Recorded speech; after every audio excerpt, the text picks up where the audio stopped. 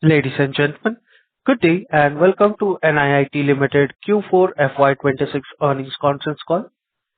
As a reminder, all participant lines will be in the listen-only mode, and there will be an opportunity for you to ask questions after the presentation concludes. Should you need assistance during the conference call, please signal an operator by pressing star then zero on your touchtone phone. Please note that this conference is being recorded. I now hand the conference over to Mr. Vijay Tharani, Vice Chairman and Managing Director. Thank you, and over to you, sir. Thank you, and welcome everyone for joining us this afternoon in a busy earnings season. Truly appreciate your joining us this afternoon. So, first of all, I thank you for your interest in NIIT Limited, and today's agenda is quarter four and financial year 25-26 performance highlights. I think it's important for us to talk a little bit about what shaped this year and what are we doing as we enter FY27. These are exciting times, to say the least. Exciting in some sense and with a lot of uncertainty. And also want to discuss in that context our priorities and outlook.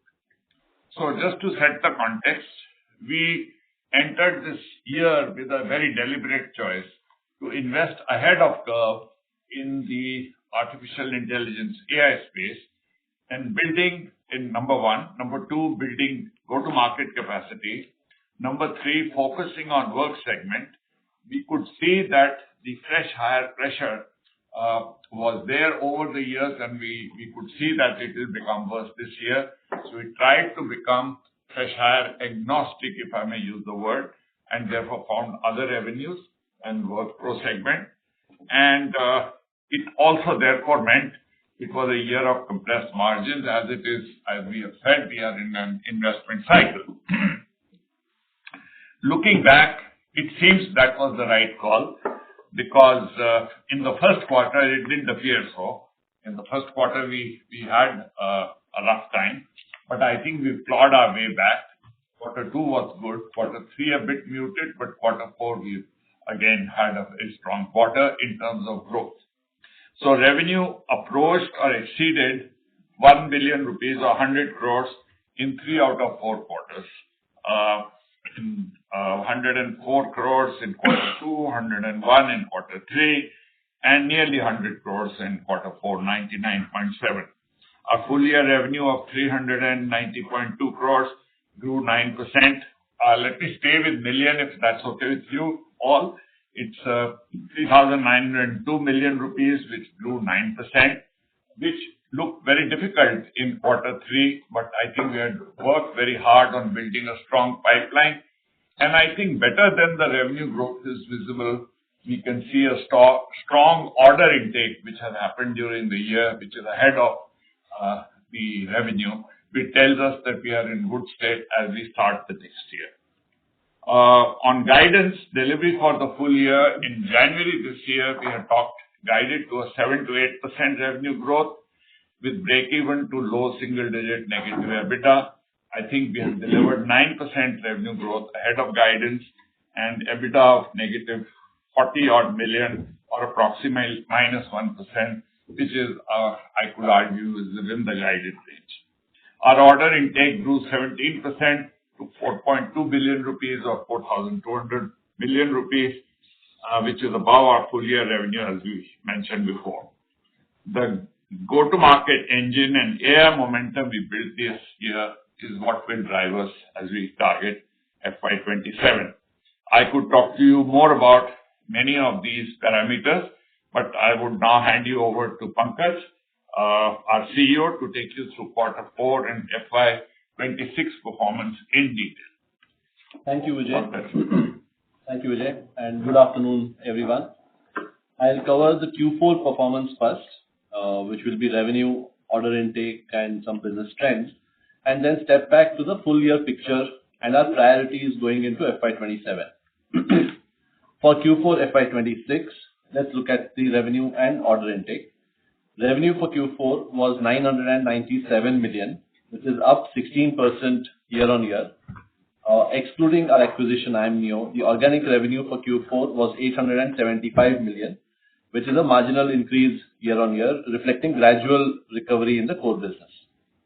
Order intake was 869 million, up 18% year-on-year and 6% quarter-on-quarter. This is encouraging momentum heading into FY27. In terms of our go-to-market mix, enterprise revenue was at 630 million rupees, up 13% year-on-year, and the consumer revenue was 367 million, up 21% year-on-year. The enterprise to consumer revenue mix came in at 63:37 versus 65:35 last year. Consumer went up a little bit in the mix. In terms of product mix, revenue from technology programs was at 699 million, which is up 22% year-on-year, and revenue from BFSI and other programs was at 298 million, which is up 4% year-on-year. The technology to BFSI ratio comes in at 70:30 versus 67:33 last year. Now let's look at what drove this quarter. Our enterprise go-to-market continued to hold up, supported by working professional programs and lateral upskilling in tech, despite a continuing slowdown in consumption by large private sector banks. The enterprise go-to-market grew 13% year-on-year in Q4. Let's add some color to that. Enterprise tech grew 20% year-on-year to rupees 489 million. Excluding iamneo, organic enterprise tech grew 9% year-on-year, reflecting an underlying improvement in the core business. Our strategy is to increase penetration across lateral job roles through upskilling and reskilling. This has created a healthier balance between early careers and working professionals in enterprise tech. This has also made enterprise tech structurally more resilient, even as fresher hiring and onboarding remained volatile through the year. Our consumer go-to-market also saw strong growth. Consumer GTM grew 21% year-on-year in Q4 to rupees 367 billion. This was driven by consumer tech, which grew 28% year-on-year to 210 million, reflecting continued demand for tech skilling from job seekers and working professionals. Our direct-to-college strategy to creating a pipeline of job-ready talent, which university clients are increasingly valuing. Do note that Q4 is a seasonally strong quarter for iamneo, while Q1 is the weakest. Q4 saw early signs of onboarding demand returning in banking, with hiring activity picking up at partner banks. The pickup in hiring activity seems to have continued into Q1, supporting our onboarding pipeline. In terms of product mix, technology now represents 70% of revenue with BFSI and others at 30% versus 67:33 last year. Technology programs continue to perform well despite compressed hiring driven by GTM expansion. The pivot to working professionals and iamneo's contribution both have helped in the same. The pressure remains concentrated on the enterprise BFSI and others space, where learning spend for upskilling at large private banks remained under pressure. I now invite Sanjeev, the Chief Financial Officer for NIIT Limited, to provide an update on the financials. Over to you, Sanjeev. Thanks, Pankaj. Good afternoon, everyone. I'll take you through some financial numbers. EBITDA for Q4 was near break-even this quarter, which is coming to at negative 0.2 million. This reflects continued investment in the business, including GTM, capacity, and new AI offerings. Below EBITDA, there was a depreciation of 74 million in Q4. Net other income was 58 million, comprising primarily treasury income of 37 million and other miscellaneous recovery. Treasury income this quarter was lower versus last year Q4 due to mark-to-market impact of volatility in interest rate during the quarter on fixed income investments. Exceptional expense was rupees 10 million in Q4, primarily legal and professional expenses. This resulted in a PAT loss of 44 million for the quarter. Now coming to balance sheet and cash flows. Cash and cash equivalents remain strong at 7102 million, underpinning our ability to invest through the cycle. CapEx was 84 million for the quarter. We are past the peak on capital investment in platform in the current investment cycle, and we expect capital expenditure to moderate from here. DSO was at 53 days in Q4 FY26 versus 51 days in Q4 of last year, marginally higher due to change in mix. Headcount stands as 931, including IMNEO, which is up 209 from 722 last year, a year ago, and down 8 quarter-on-quarter basis. At organic level, headcount has reduced by 30. Back to Pankaj. Thank you, Sanjeev. Now let's look at the full year performance. For the full year FY26, order intake was at rupees 4,209 million. That's up 17% year-on-year. This is our strongest order intake growth in recent years, and it exceeded full year revenue, giving us a positive book-to-bill as we enter FY27. Revenue was at 3,902 million. This is up 9% year-on-year. This is ahead of our 7 to 8% guidance that we gave in January. IMNEO contributed rupees 413 million in revenue in its first full year as part of NIIT, ahead of our expectations and validating the strategic rationale for the acquisition. Let's look at EBITDA for the full year. EBITDA for FY26 was negative 40 million, a negative margin of approximately 1%, which is within our guided range. This reflects deliberate investments we made in GTM, marketing, and people capacity to build the growth engine for FY27 and further. IMNEO contributed rupees 110 million of EBITDA, partially cushioning these investments. Net other income was rupees 452 million versus 707 million last year. Treasury income for the full year at 399 million, down year-on-year due to mark-to-market impact of interest rate movements, even as the cash balance remained robust. Other miscellaneous income of 177 million versus 158 million last year. This included finance costs of 13 million, forex loss of 3 million. And for the full year, exceptional and non-operational items were 110 million. The full year PAT was positive at rupees 53 million, resulting in EPS of 0.39 per share. The business remained profitable at the PAT level through the investment cycle. What we built in FY26 and why it matters for FY27. We built GTM capacity. We added sales leaders across NIIT along with enterprise sales managers, expanding coverage across GCCs, banks, NBFCs, Indian enterprises, and through IMNEO into universities and colleges. We are seeing early results. We added 7 new enterprise logos in Q4, bringing the full year total to 64 new enterprise logos, along with 20 new universities and colleges. Brand visibility investments and influencer-led campaigns have contributed to this expansion across technology companies, financial service firms, Indian enterprises, and higher education institutes. Our YouTube channel crossed 1 million subscribers earlier this quarter. Currently, we stand at 1.3 million, with strong growth in views and traffic, building our brand reach with learners and enterprises. In terms of platform and product, we revamped the learning platform, which is now fully AI-enabled. We launched deep skilling programs in our new age technology and integrated AI to enhance learner outcomes and internal productivity. Critically, we pivoted focus towards advanced programs for working professionals as the demand has shifted towards working professionals giving significant role transitions driven by AI. In terms of solutions and differentiation, we added generative and agentic AI programs, AI and digital coaching solutions for banks and enterprises, and sector-specific solutions. Through the year, we were also certified as a great place to work through GPTW, and we launched the first India Skills Gap Report 2026, the first of its kind in the country. Let me take a minute to talk about IMNEO. IMNEO launched Agent Smith, a unified AI assistant that consolidates intelligence across coding practice, placement automation, and hiring workflows within its EdTech and hiring platform. In terms of simplification and agility, we announced the merger of 2 wholly owned subsidiaries, RPS Consulting and IFBI, with NIIT Limited to simplify the structure, reduce costs, and improve agility. The teams have unified, and the reorganization is expected to increase our agility and improve offerings for customers while yielding meaningful cost savings.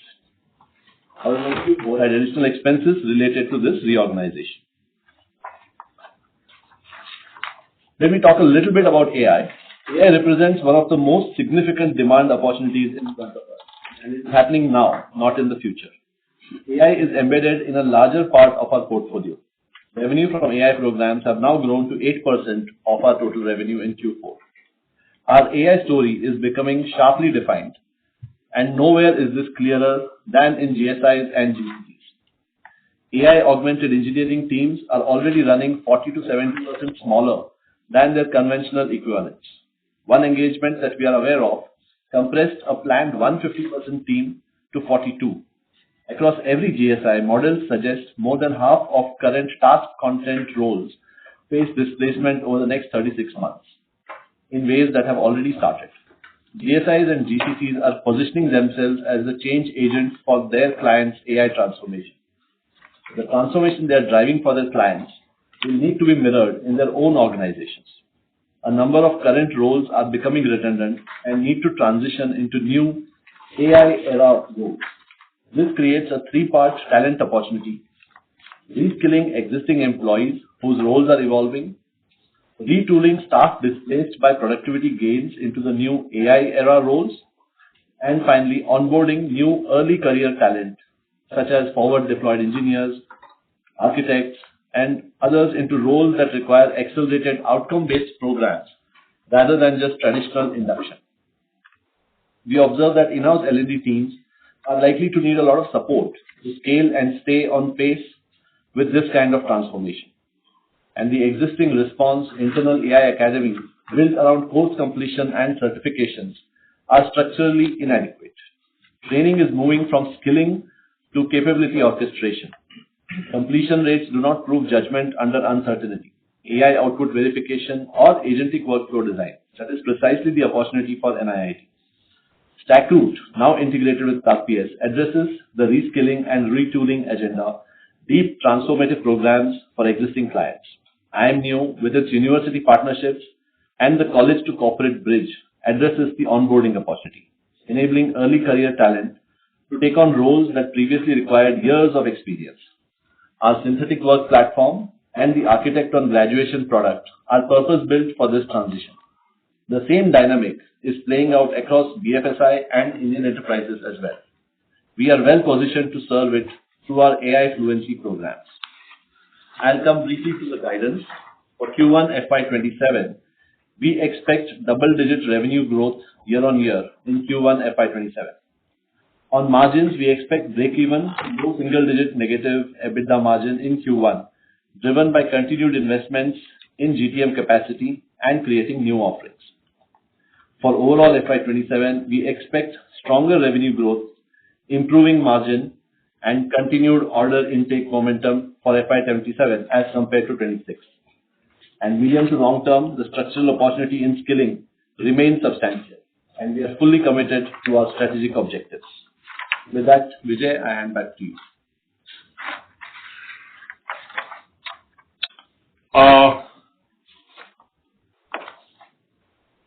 I think we'll open this for questions. If there are any. Thank you, Vijay. While we are waiting for questions, I think while Pankaj already spoke about it, just wanted to give an update on the inorganic actions. We had mentioned in Q1 FY26, and this is for the year, we completed the acquisition of IMNEO, a young, fast-growing, profitable, AI-led deep skilling SaaS platform. Integration is on track. The business has scaled well, and in fact, they are ahead of the numbers that we had originally thought of. We continue to evaluate other such opportunities, and will update as and when there are some positive movements. We approved the simplification of the entity structure through the merger of RPS Consulting and IFBI with NIIT. That merger is also in its final stages, and we will soon have the right set of actions in place once the court pronounces the order. So overall, I think Pankaj has already talked about that in a difficult year, I think we managed to stay not just above water, but also have a strong growth and rebound with a strong order intake and also conversion of lots of it in revenue. Our AI first offerings I think will keep us in good stead as we go forward. We're looking forward to the opportunity of taking advantage of this momentum in times to come. Having said that, we do have economic uncertainty and other headwinds, and I guess these will have to be taken in their stride as we go forward. I'll stop now, and hopefully by now some people have questions. Thank you very much, sir. We will now begin the question and answer session. Anyone who wishes to ask a question may press star and one on the touchtone telephone. If you wish to withdraw yourself from the question queue, you may press star and two. Participants are requested to use handset while asking a question. Ladies and gentlemen, we'll wait for a moment while the question queue assembles.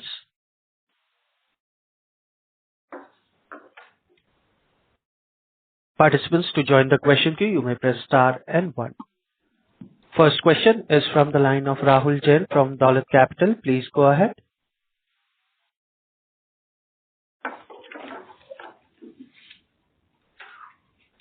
Thanks for the opportunity. Yeah, hope I'm audible now. Yes, you are. Yes. So, if I see the business X of IMNEO, it looks like the organic business was slightly down despite a decent order intake to start with. Of course, that number has further improved. But what brings us, what confidence we add up, which we could not execute last year, but may be able to do it this time for us to have a positive thought process on the growth path. Okay. I'll say my bit and then I'll ask Pankaj to explain. I think the important issue is, first of all, last year there were headwinds and we were in a negative growth period. We've clawed our way back from there. I think the BFSI sector was challenged right through the year.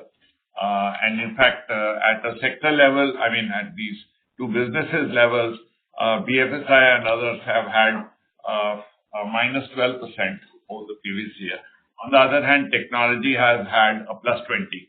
So the technology momentum is coming from AI adoption and higher level skills. As you know, fresher hiring will remain choppy, and we decided that we'll build our solutions which are agnostic to that and start addressing the industry. I think that strategy worked out. Our AI offerings are getting accepted well, and obviously, IMNEO is part of us, and to that extent, I think that growth is contributing to the momentum. I think the opening order book will contribute to our going forward. If BFSI's green shoots that we saw in this quarter continue, and looks like they are, at least in the coming quarter, we should be in a position to be back on high growth path very, very soon. I think that's all I would like to say at this point of time. Right. Hold on. I think Pankaj would like to add to that. Go ahead, Rahul. Ask your follow-up and then we'll listen. Sure. Yeah, it's just like a double click on the same thing. What I could hear you saying is that for 27 we are expecting a stronger revenue with a better margin. Is there so when you say stronger, you're comparing the full year growth that we have reported overall basis, a better growth number than that number. Is that what we are trying to tell? If the environment was to remain stable, yes. The question is the economic uncertainty and the overall environment uncertainty actually does not allow us to say that we can stand on top of the roof and say we will do better than last year. All our efforts are in that direction. This quarter does appear we will have a double-digit growth, but we'll have to cross this bridge quarter at a time. In this year, normally we guide for the whole year, which we are doing now also, but we'll have to keep revisiting this every quarter. It depends on how the rest of the world plays out. The AI opportunity is strong. I guess you are as aware of it and even more perhaps than I am. The adoption of AI has moved from a pilot to production stage. NIIT by itself has now use cases which have actually created value for our customers. That should give us a positive momentum. Our own teams and our go-to-market strategy is well in place.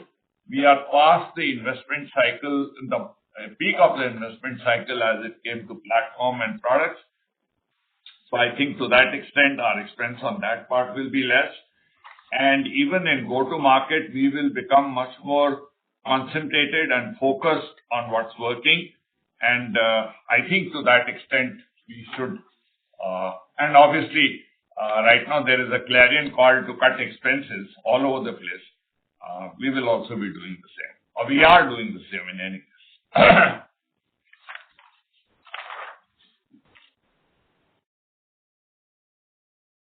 Sure.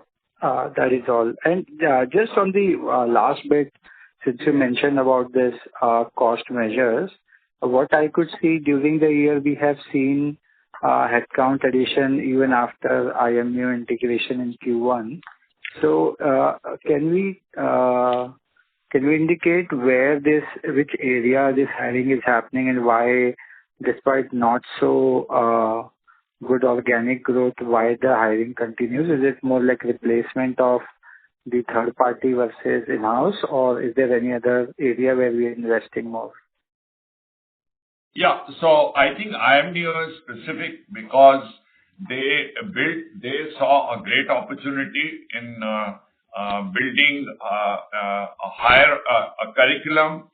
Given the fact that you would have heard this before, that now programmers will not be required the way they were required, more architects will be required. They've come up with a very strong curriculum and some very good offerings to help learners build those skills. I think that investment, as well as balancing certain expenses which used to be in a variable form, they took a call to build a small fixed capacity for that, which in my opinion is a very good idea. Why? Because that capacity gets blocked in a university system for the whole year. And that has resulted in some positive momentum for them. I think those will be some contributors, but looking at it in isolation perhaps will not be a good idea.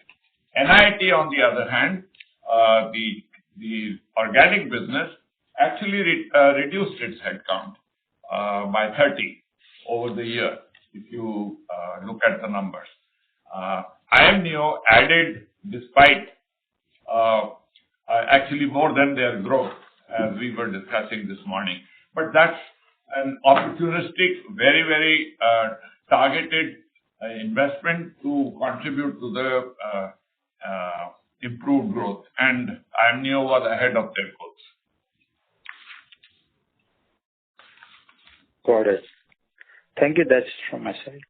One moment. Pankaj, you want to add anything? No, I think you've covered everything, Vijay. And Rahul, I'm sure we'll meet at some point during the investor meeting, and we can discuss more at that time. Sure. Thanks, Takala. Thank you. Participants, to ask a question, you may press star and 1. Next question is from the line of Ganesh Shetty, an individual investor. Please go ahead. Thank you for the opportunity. Looking at the worsening job market and challenging macro, do you think that this quarter, we may have degrowth in consumer-facing business, especially technology business? And are we in a position to fine-tune our investments directly towards enterprise business more than a consumer-facing industry? Can you throw some light on this? Let me rephrase that, Yeah. and then we can respond. I just want to phrase it so I'm sure I understand your question. Thanks for asking, and thanks for running the call, Ganesh. It's good to always have you on this call. I think what you're asking is if, given the uncertainty, etc., in this quarter, this environment, whether we can move our focus from consumer to more of enterprise business. That's Is right. that? Yeah, that's Okay. right. Take a stab and then. I think the question is addressed to you, Pankaj. I would agree with Dinesh. At this time, I think we have 6 million technology folks to be reskilled. We should put all and more energy behind doing that. We have 1 million university graduates graduating every year. We should put more and enough energy on that to reskill them and upskill them to get ready for the workplace. So I would agree with that. So in fact, that is part of what we've done as well in Q4, Ganesh. If you see, that spoke about. Some of the programs we've launched, even in our direct-to-consumer space, are programs targeted to working professionals, right? So there are working professionals who are being upskilled or reskilled by their organizations. But a lot of working professionals don't want to wait for their organizations to upskill them. They are happy to come to someone like NIIT, join one of our courses where they can upskill themselves, especially where things like agentic AI or using AI tools is concerned. And those are the programs that we launched in Q4, in Q3 actually, and we've seen good traction for those programs. And you're right, the opportunity is there, and we are pivoting our resources to focus more on working professional opportunity, right? It need not necessarily be only enterprise, but it is working professionals over undergraduates or early career professionals. So that is the opportunity, and we are pivoting towards that. Thank you, sir. My second question is regarding the acquisition or inorganic initiative. Now, as you already mentioned, and as we know, that the job market is in a very constrained condition. Along with that, there is a fast change in demand in technology. Also, the value for acquiring any assets may be also difficult at this point of time. So, considering all these factors, are you fine-tuning our inorganic initiative strategy? Because of it, we are not seeing any inorganic acquisitions for the last 1 year or so. So, can you please throw some light on this, sir, for our understanding? Sure. So you're right. The environment is such that it is harder to find good inorganic opportunities. Having said which, we are continuously on the lookout and in conversations with potential acquisitions. Having said which, we haven't yet found one that worked for us. Right? We have certain guidelines that we use in terms of what makes a good opportunity for us. And while there were 2 or 3 that we looked at very closely, we haven't found anything that we liked enough to bring in. And we are still on the lookout. We continue to look at opportunities that exist. And as you have seen in the whole education and technology space, there has been consolidation, there has been some movements, but we haven't seen enough of good opportunities that we would like to bring forward. So, which is why you've not heard any acquisitions in the last 1 year, but it is an ongoing process, and hopefully we'll find something good soon. Vijay, do you want to add some color to that? Yes, I think we continue to have an active pipeline, and I think the NIO acquisition was a very good addition to the family, the right point of the strategy set, and the timing is also very good. So I think we are giving full attention to make sure that that grows. At the same time, there is pipeline. And there are always active discussions on, but obviously we can only talk when something fructifies. Otherwise, it tends to become speculative. So my third question is regarding the EBITDA margins. We have been in a very long cycle of investment, and you are already guiding first quarter to be slightly EBITDA negative. So can we expect a good improvement in EBITDA margin Q2 and Q3, considering the slowing of investment cycle and the growth initiatives, sir? Can you please throw some light on this, sir? And that's all from me. Thank you very much. Thank you. Thank you. Pankaj, please respond. So, Manish, there is a couple of things on the investment cycle or the long investment cycle, right? So one, we built out our LMS platform, and through last year, we also enabled it with AI. And that part of investment is behind us. We have a platform that our customers can use for their learning and delivery.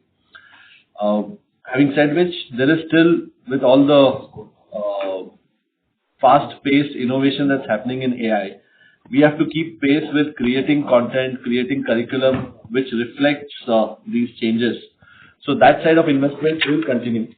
And we are also recalibrating all our existing courses with AI. So everything that we are doing is getting updated with AI as well, and which is why you are seeing the investment cycle continue a little more.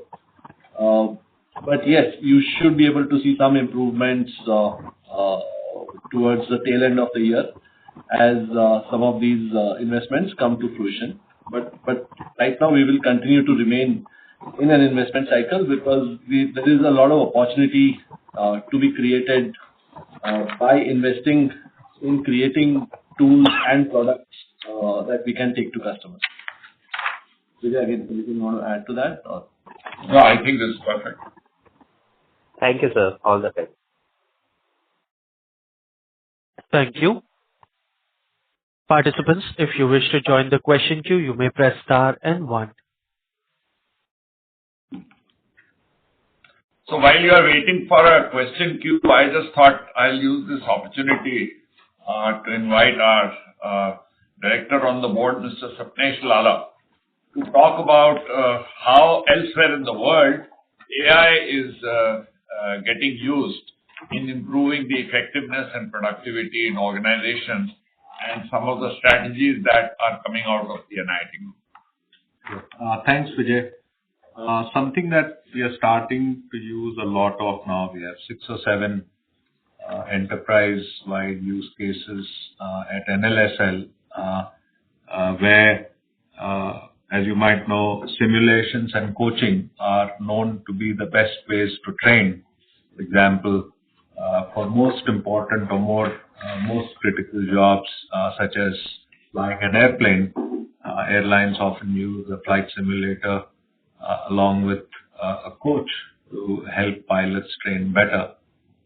We are starting to use that paradigm and coupling that paradigm with an enterprise level performance sensing engine to keep a tab on performance of people and then identify the right simulations and coaching to send to them in the flow of work, so that rather than focusing on training and creating courses that result into training, we focus on improving performance. And our enterprise customers are starting to see the benefit.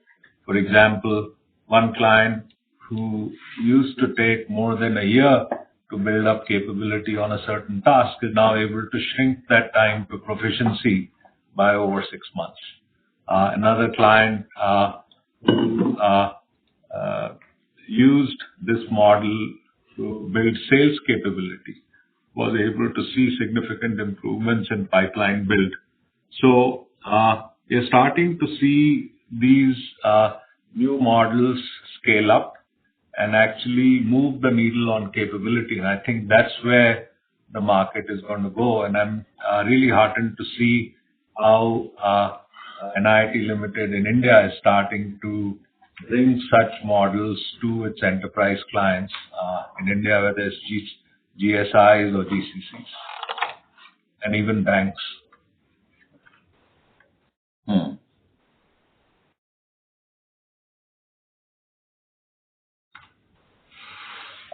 Are there any more questions? No, sir, there are no questions. Participants, to join the question queue, you may press star and 1.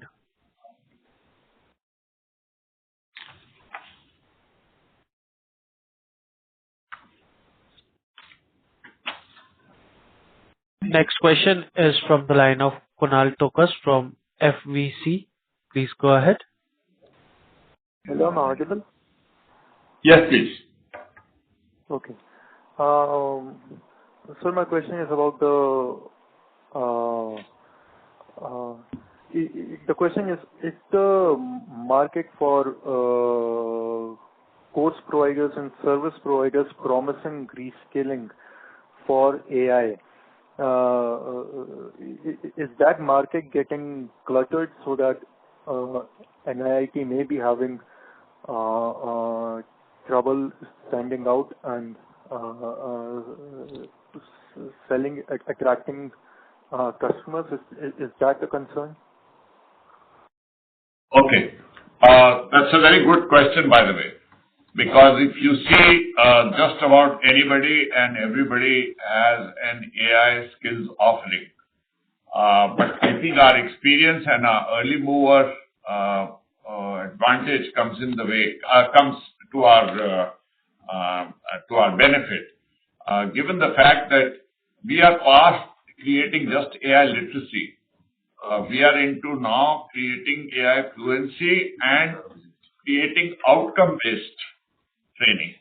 And I think there we have a unique spot, and organizations who are discerning enough to take advantage of AI in a more directed and focused way would pick us up, as is visible from the contracts that we are getting. And I think there, these are engagements where we have to demonstrate value, and to that extent, we take higher accountability. There are strong brand name, our past experience, as well as having done it elsewhere in the world, I think all comes to our benefit. So we think we will have an advantage. But yes, you are absolutely right. AI literacy courses are coming through the woodwork, and everybody and everywhere you have lots of these courses. But specific courses which are personalized to your situation and to yourself, I think there are few and far between. I think that's where we differentiate ourselves. Okay. Thank you very much, sir. That was my only question. All right. Thank you. Next question is from the line of Aman Prakash, who is an individual investor. Please proceed. Hello. Yeah. Thank you for giving me this opportunity. So I know that, these are still early days and the company is in investment phase, but I just wanted to ask if do you have any idea of the total addressable market or the size of the opportunity that lies ahead for us and where we are now versus where we can be in the next couple of years? Okay. I think where we can be, if everything remains the same, which it is not going to be, the opportunity is high. AI is going to make a very significant difference to the way people work and most certainly how people learn. We think we are at a very, very strong point as far as that is concerned. Now, in terms of, if you looked at last year AI projects were in pilot stage. This year, serious investments went in, at least the later part of the year. And in the coming year, I think there is much more appetite. That appetite has to result in its outcomes. Those who will be able to realize outcomes will actually invest more because they can see. We have elsewhere in the world, and Sapnesh just shared, specific instances where people have seen benefits coming. I think those are the cases which will continue to invest. I have a feeling the market size at this point of time to constrain it will perhaps not be the most productive thing. There are some established domains where I think AI's applicability will be very high. And we are focusing on some of those domains to take advantage of the growing market. If you really want to know what is the size of the market and stuff like that, there are reports and there are more reports. And you could refer to any one of them. All right. Yeah. Thanks. Thank you. Participants, if you wish to join the question queue, you may press star and one.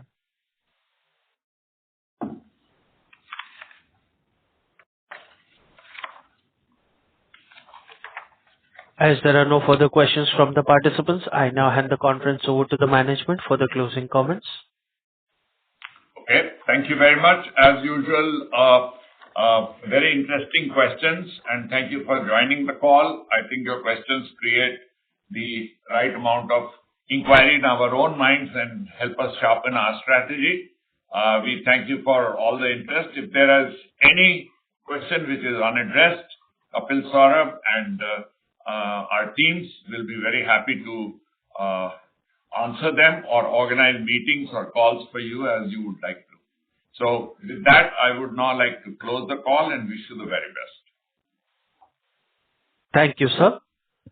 On behalf of NIIT Limited, that concludes this conference. Thank you all for joining us, and you may now disconnect your lines.